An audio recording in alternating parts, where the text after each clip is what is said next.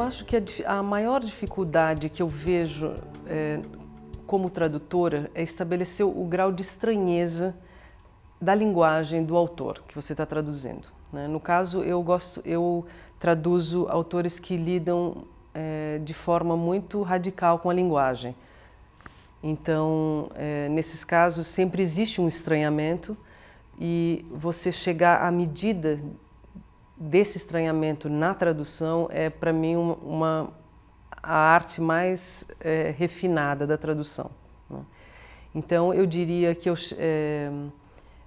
no caso de um romance que eu traduzi do escritor austríaco Peter Handke, traduzido como A Perda da Imagem ou Através da Sierra de Gredos. Esse romance ele saiu em 2002 na Alemanha e foi considerado um livro ilegível pela crítica. E quando eu comecei a traduzi-lo, eu levei bastante tempo para testar, experimentar com códigos possíveis para reproduzir isso que seria um grau de estranhamento que causaria essa reação na crítica alemã, mas ao mesmo tempo não é uma poesia, não é um texto de vanguarda explícito, extremamente deformador da linguagem cotidiana, né? Então é algo de fato muito sutil. E depois que eu tinha traduzido um terço, eu consultei o autor a respeito disso. Eu perguntei para ele o quanto você acha que a linguagem deva ser estranhada, né? E a resposta dele, que me deixou perplexa, foi absolutamente nada estranhada. E uma das vantagens da gente traduzir literatura contemporânea é o fato da gente poder consultar os autores, mas também você precisa ter como tradutora a soberania de desconfiar dos autores, porque eles não são os melhores intérpretes de si mesmos, né? Então, eu desconfiei também. Eu entendi um pouco a intenção da resposta dele, porque, de fato, se eu fosse estranhar um pouquinho a mais do que o necessário essa linguagem, ele já seria enquadrado num tipo de tradição literária a qual ele não pertence. Então, tem algo muito delicado nisso, né? E sobre tudo isso também, quer dizer, o quanto você caracteriza uma poética na tradução, ou de que forma você caracteriza uma poética, para mostrar também qual é essa linhagem da tradição literária a qual ela pertence, porque um tradutor pode deformar isso completamente, pode ser até uma boa tradução. Então são coisas bem mais invisíveis. É claro que há também os casos no caso desse romance, por exemplo, tanto o autor quanto o próprio narrador é um fanático por cogumelos. E foi nessa hora que eu abençoei a existência de Portugal, porque os cogumelos europeus você teria nomes portugueses, né, para eles. Se a gente não tivesse um país de língua portuguesa na Europa, realmente o que faríamos com tantos cogumelos, né? E essas são dificuldades de tradução que, claro, elas se resolvem com a pesquisa, né? Esse romance também ele é inteiramente centrado nas formas fixas de linguagem, nos clichês, nos lugares comuns, e alguns ditados e frases feitas vão se encadeando em outras e outras e outras e criando uma rede de imagens. Então, é uma rede que ela tem que estar concatenada nas 900 páginas desse romance. Então, se de repente você criou uma concatenação e chegou uma frase feita mais para o fim, isso realmente aconteceu algumas vezes, você vai ter que rever tudo aquilo e perpassar, né, novamente. Para quem gosta da literatura como jogo e jogo de linguagem, é um prazer isso, né? Mas você precisa gostar de fato. No caso das traduções de literatura brasileira, né, na Alemanha, eu devo dizer que assim, há muitos tradutores altamente qualificados, entre os quais eu vou destacar Bertold Cili, tradutor dos Sertões de Euclides da Cunha e atual retradutor de Grande Sertão Veredas, do Guimarães Rosa. Entre outras obras da literatura portuguesa, de língua espanhola e brasileira que ele também traduziu. O que eu acho incrível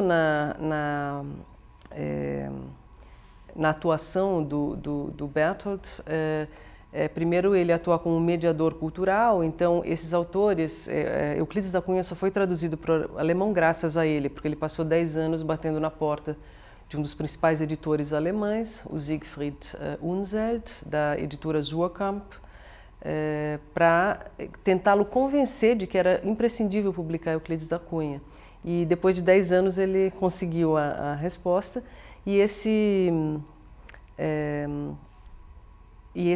essa tradução, ela durante muito pouco tempo, ela foi absorvida pela literatura contemporânea alemã. Então você vê romances contemporâneos de língua alemã que se referem diretamente a Euclides da Cunha ou evidentemente mostram que os seus autores o leram, né? Então isso eu acho que assim é um trabalho, a contribuição do tradutor, né? Não só com uma boa tradução, mas também nesse papel de resgatar autores e fazer esse caminho todo, né? Porque às vezes depende de uma única pessoa esse trajeto, né? Uma tradução poética ou tradução de poesia, para ela cumprir a sua função, ela tem que recriar esteticamente o poema original. E esse é o grande desafio. Só que essa recriação estética, ela vai depender muito da decifração dessa informação estética pelo tradutor no original. Por isso que jamais existirão traduções idênticas, né? Sobretudo de poesia. Então, eu acho que a tradução poética, ela sempre vai resgatar uma faceta de um objeto estético por um intérprete. E é isso que define o interesse da tradução de poesia, porque às vezes a gente quer ler a tradução mesmo entendendo o original, né? Então, há poetas como Augusto de Campos, por exemplo, não importa se eu saiba ler as línguas das quais ele traduz ou não, porque eu sempre vou querer ler, além do original, a tradução do Augusto, né? Então, eu acho que é uma forma de você ampliar esse original. Eu parto sempre do pressuposto de que o texto que está sendo traduzido, ele contém a sua própria teoria da tradução. E para mim, isso é a única coisa que vale inicialmente, né?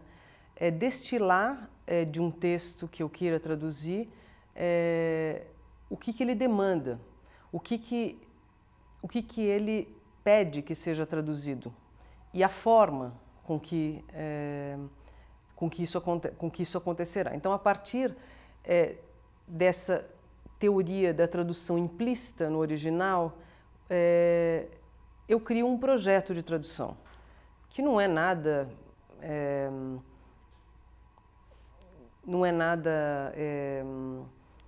elaborado no sentido de um posicionamento teórico, mas é uma ideia de como traduzir, de como lidar com certos desafios que essa tradução impõe. Então, isso é importante você ter de antemão, né? E eu acho que o principal depois ele se desenvolve durante a escrita tradutória, né? Então, é assim que eu trabalho. Eu não acho que teorias a priorísticas sejam importantes para a tradução de um texto. Teorias a priorísticas que eu digo assim, eu tenho um modelo teórico que gostaria de aplicar nisso, naquilo e mais naquilo. Eu não acho que a teoria, principalmente no caso da tradução, mas acho que em nada, eu acho que ela não deve se antepor à prática, porque você vai fazer uma aplicação de uma teoria mecanicamente num objeto, e isso jamais vai gerar um objeto estético livre. Então, por outro lado, é claro que eu gosto de alguns teóricos e eu tenho afinidade com eles, né? Eu citaria Haroldo de Campos, Augusto de Campos como tradutor, ele não escreveu teoria da tradução, o Augusto, mas o conjunto das traduções do Augusto, ele é praticamente uma teoria da tradução implícita, né? Haroldo de Campos, com a teoria da transcriação, e Henri Mechonic. São poetas, tradutores e pensadores da tradução que explicitaram de formas diferentes a sua abordagem tradutória. São autores que me interessam muito e que, de certa forma, eu mantenho um diálogo, mas não se trata exatamente de uma aplicação de teoria, né? E eu acho que o que determina a qualidade de uma tradução poética é justamente a autenticidade. E é muito difícil você ter autenticidade dentro de um projeto tradutório se você já parte de uma teoria priorística, que ela existe, com a qual você já está envolvido antes mesmo de olhar o objeto, né? Então eu não acredito muito na serventia disso. Eu acho que a teoria ela se torna importante para o tradutor poder refletir sobre o que ele está fazendo, para ele refletir sobre aquilo que para ele pode se passar até de uma forma inconsciente, né? Mas não como um pressuposto para a tradução. Eu me identifico mais com pensadores da tradução que partem do próprio ofício da tradução e de escritores que traduzem, né? Há também os teóricos que pensam a tradução com base na filosofia da linguagem. Isso me interessa bem mais também do que são abordagens filosóficas que contextualizam a tradução em um panorama mais amplo da reflexão sobre a linguagem. E geralmente são filósofos ou pensadores que têm gestos muito fortes e não são teorias a serem aplicadas mecanicamente. Elas são estímulos à reflexão sobre a linguagem, sobre a tradução, e tem gestos contundentes que a gente precisa saber decifrar, porque não dá para ler literalmente, né? Eu citaria novamente Henri Mechonic, que é um pensador da tradução que vem da linguística, mas com um viés de fato mais reflexivo e filosófico sobre a linguagem. E eu considero na nossa tradição brasileira, de fato, os poetas do grupo Neugandres, Augusto de Campos, Haroldo de Campos e Décio Pinhatari, ofereceram um arcabouço, né, de princípios de leitura e tradução e reflexão sobre a linguagem poética que é extremamente rico e poucas tradições no mundo inteiro têm uma riqueza tão grande quanto a nossa na reflexão sobre a tradução literária. Então, eu acho que isso enfim, faz parte da minha formação, faz parte visceral da minha formação e sempre vai estar presente em qualquer objeto estético que eu aprecie, né? Porque é de uma riqueza muito grande também a contribuição que cada um dos poetas do grupo Neugandres deu ao estudo da poesia, à divulgação da poesia de língua estrangeira no Brasil e as próprias traduções deles, né? Porque mais do que os textos escritos sobre a tradução, o grande legado que a gente tem desses poetas é a obra deles tradutória, né? E a obra poética também.